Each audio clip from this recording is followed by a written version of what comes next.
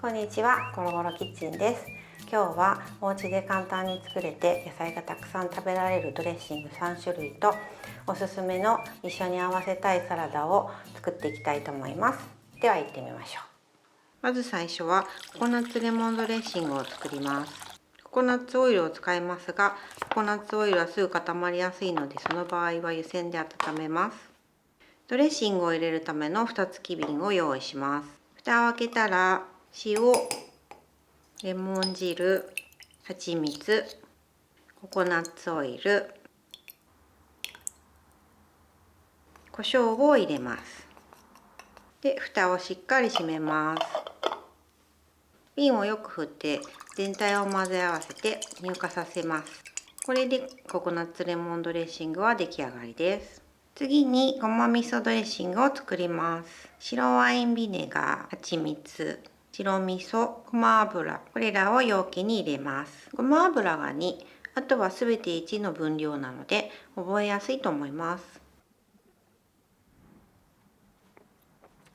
全部をよく混ぜ合わせます。このように混ぜても良いんですが、ココナッツレモンドレッシングのように瓶に入れて振るとよりしっかり乳化すると思います。これでごま味噌ドレッシングは出来上がりです。3つ目はヨーグルトドレッシングです。塩、白ワインビネガー、ギリシャヨーグルト、蜂蜜を入れます。ギリシャヨーグルトがなければ普通のヨーグルトでも大丈夫です。これも全部をよく混ぜ合わせます。これでヨーグルトドレッシングも出来上がりです。次にサラダを準備していきましょう。まずズッキーニの端を落とします。スライサーで薄いスライスにします。スライスが終わったら塩を振って少し置いておきます。エシャロットは皮を剥きます。もしエシャロットがなければ赤玉ねぎまたは普通の玉ねぎでもいいと思います。小分けにしたら薄いスライスにカットしていきます。これは好みなんですが、さらに少し小さめにカットしてもいいです。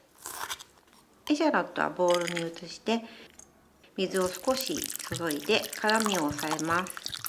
ズッキーニから余分な水が出たら軽く絞ってお皿に盛ります。エシャロットもざるにあげてキッチンペーパーで拭いてからズッキーニの上に散らします。イタリアンパセリの葉をちぎってその上に乗せていきます。オリーブも乗せていきます。種なしのツナやアンチョビ入りのオリーブがおすすめです。ココナッツドレッシングはよく振ってからサラダにかけてください。で、完成です。次にごま味噌ドレッシングに合うサラダを作ります。ごま味噌にはフルーツ入りサラダがおすすめなので、今回はプラムを入れます。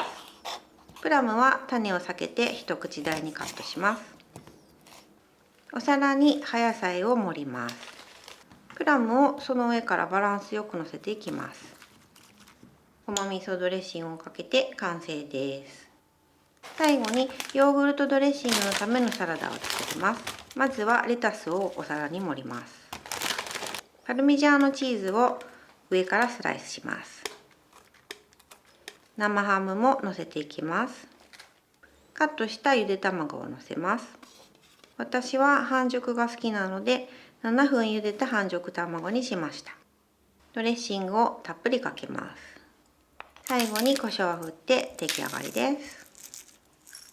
ということでドレッシング3種類とそれに合わせるサラダを作ってみましたが、いかがでしたでしょうか。では早速試食してみたいと思います。まずはココナッツオイルを使ったドレッシングの方いってみます。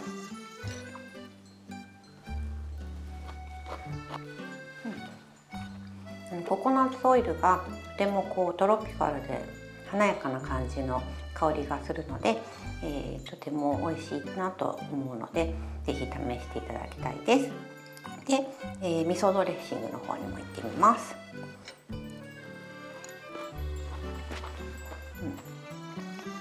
お味噌とごま油にフルーツと思うかもしれないんですが、蜂蜜が入っていて甘みがあるのでとてもフルーツに合わせても美味しいと思います。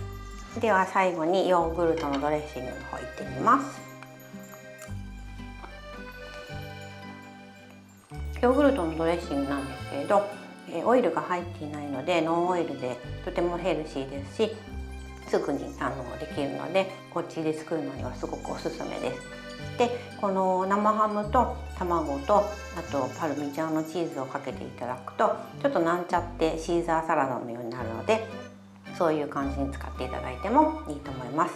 それから、唯一ココナッツオイルのドレッシングなんですけれども、ココナッツオイルはすぐにまた固まりやすいので、使う時は、召し上がる直前にまたもし分離していたらまたこれを振っていただいてかけていただくといいと思います。という感じでサラダとドレッシングでしたが、いかがでしたでしょうか。またこれからも新しいいろんなレシピを出していこうと思いますので、こういったものを作ってほしいですとか、こういったこの辺りがよくわからなかったといったような質問がございましたら、ぜひ YouTube のコメント欄の方に書いていただければと思います。またいつものことですが、高評価とそれからチャンネル登録もぜひお願いいたします。ではまた次回にゴロゴロキッチンでした。